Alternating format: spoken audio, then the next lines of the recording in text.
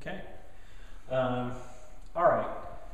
First of all, the way that I get somebody in here to talk about this is I'll mention to them, you know, I have something in my office that our customers have told us has been the single most helpful thing that they've encountered in their new home search.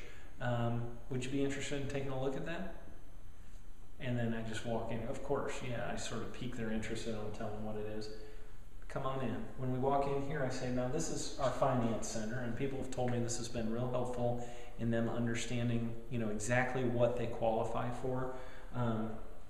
Basically what this does is this will tell you where your ceiling is, or in other words, the highest that you could go. Not that you want to go as high as you possibly can, but it's nice to know where your ceiling is as far as what you could go up to in purchase value. So the first thing that a mortgage company does when you go to talk to them, the very first thing they do is they look at annual income or yearly income before taxes are taken out, and they, based on that, they tell you what you would be able to go up to in your monthly investment, total monthly investment, what the ceiling would be. So for example, you know, here's your annual income and here's where it lines up with total monthly investment. Now, for the two of you, Mr. and Mrs. Smith, where would you guys fall on this chart? Now this is annual income before taxes are taken out for the household, or in other words, for the both of you. So where would you qualify there? 90,000. Okay, great.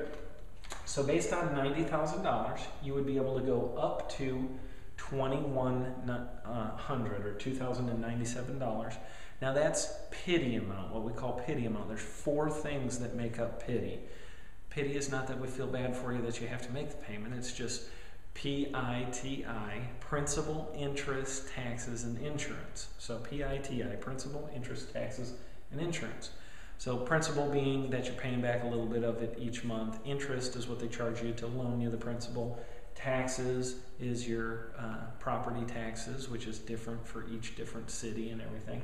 And then insurance is just your homeowner's insurance. So based on your $90,000 a year gross income or income before taxes, you would qualify to go up to $2,100 in a pity amount. Now that doesn't necessarily mean that that's what you want to be at, just that that's what you could go up to.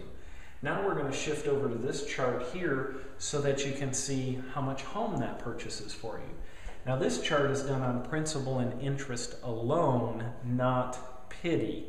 So because it's principal and interest alone, I'm going to subtract out $300 because taxes and insurance in this area are about $300 a month.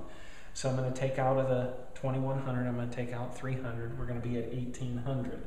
Now today's interest rate is 5%, and so we're just going to look for $1,800 in this column here under the 5% amount. And $1,800 falls about halfway in between these two. So halfway between $325 and $350. So you'd probably be somewhere right around a $335 or so loan amount. This is loan amount here. So you would qualify for about a $335 loan amount. Now, when we say loan amount, so do you guys have a home that you need to sell before you move into the next home? Yes. Okay, great. Since you have another home, now let's say you had just sold that home. Do you have an idea with the proceeds from that home and whatever savings you might have, what would you plan on doing as a total down payment on the next home? About $30,000? Okay, great. So now with that $30,000, so you're at $335 loan amount plus the $30,000 down, means you would actually qualify for a home that's about $365. So that tells you kind of where your ceiling is. Does that make sense?